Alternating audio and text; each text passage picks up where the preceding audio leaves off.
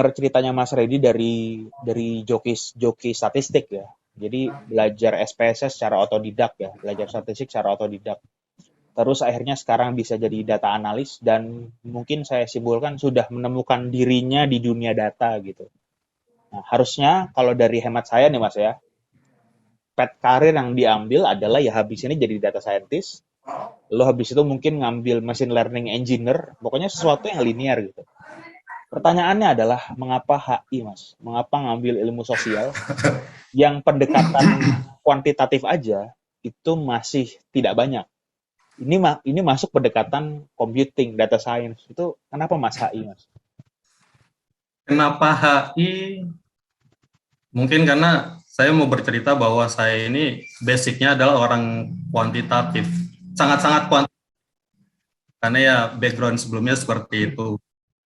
Kenapa HI? Mungkin karena ketika itu mulai muncul kebosanan sih, Mas. Jadi saya menjalankan daily routine sebagai seorang pekerja, ngotak-ngatik data, terus muncul kebosanan. Di tengah kebosanan itu saya mencoba untuk mencari oase baru gitu yang bisa menyegarkan diri saya. Akhirnya saya ketemu beberapa literatur yang menurut saya itu luar biasa. Literatur yang pertama itu saya baca buku tentang Big Data dan Social Science karya salah seorang profesor di Amerika yang ternyata dia adalah salah satu tim kampanye dari pemenangan Barack Obama ketika melawan Romney di tahun 2009 dulu.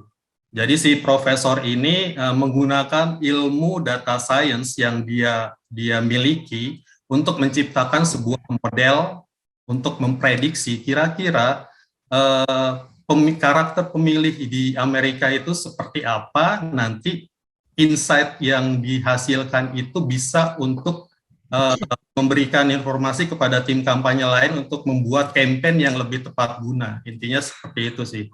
Hasilnya seperti apa? Terbukti bahwa Barack Obama menang melawan Romney. Nah, literatur itu yang bikin saya kagum. Itu yang pertama. Literatur yang kedua, itu saya baca buku tentang Master of Algoritma, karya Pedro Domingos. Yang seperti kita ketahui sekarang, kita dari bangun tidur sampai tidur lagi, itu udah dikepung sama yang namanya algoritma. Sepakat ya? Kita bangun tidur, ngecek sosial media, kita udah direkomendasiin banyak hal lah, banyak feed, banyak informasi yang sesuai sama preferensi kita. Kita buka misalkan Netflix, itu juga kita sudah disuguhkan sama rekomendasi film sesuai dengan preferensi kita. Sampai kayak voice recognition itu, Hi Google, Hi Siri, di belakangnya pun itu ada algoritma yang bekerja seperti itu. Jadi dua literatur itu yang membuat saya kagum bahwa ternyata data science itu kalau kita terapkan pada dunia social science itu bisa mendapatkan result atau hasil yang luar biasa. Karena jujur li, kalau saya mau bercerita ya, di dunia industri, disparitas antara dunia industri dan dunia akademisi terkait konteks data science itu masih sangat lebar sekali ya. Jadi kalau kami nih di dunia industri, kami tahu tool-tool yang fancy gitu yang digunakan untuk mengolah data kami biasa gunakan sebagai daily routine. Tapi ujung-ujungnya hanya sebagai rutinitas belaka. Kami nggak tahu secara konseptual, secara basic landasan keilmuan itu kami hanya bisa menggunakan tools itu untuk keperluan rutinitas harian sesuai dengan tugas yang bos kasih ke kami. Beda halnya ketika misalkan saya mulai mengalihkan teropong saya ke arah social science.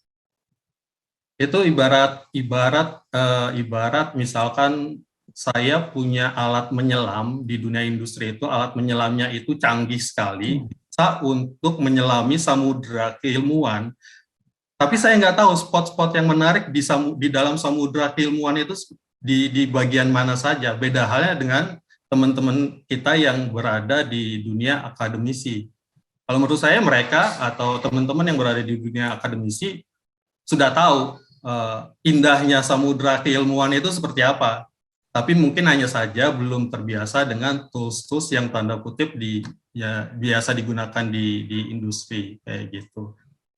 Nah, kenapa akhirnya memilih hubungan internasional? Karena saya berpikir biasanya data science itu diterapkan di bidang yang eksak sih, Mas. Either itu kedokteran untuk memprediksi sebaran sel kanker misalkan, atau di dunia kepolisian untuk memprediksi atau untuk mempreventif tindakan kejahatan.